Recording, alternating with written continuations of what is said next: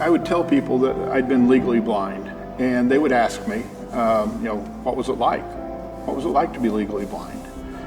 Everything that I saw was very, very blurry, and trying to describe that was difficult for me. I'm not a wordsmith, but I can paint.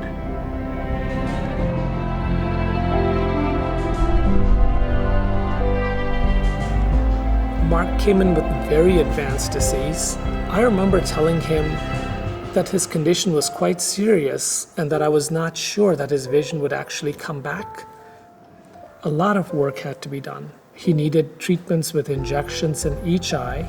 We needed to do surgery in the operating room in his left eye. We went ahead, removed all the scar tissue, the active blood vessels that were bleeding, and gave him additional treatment in the operating room with laser, which helped improve his vision all the way back to 2020.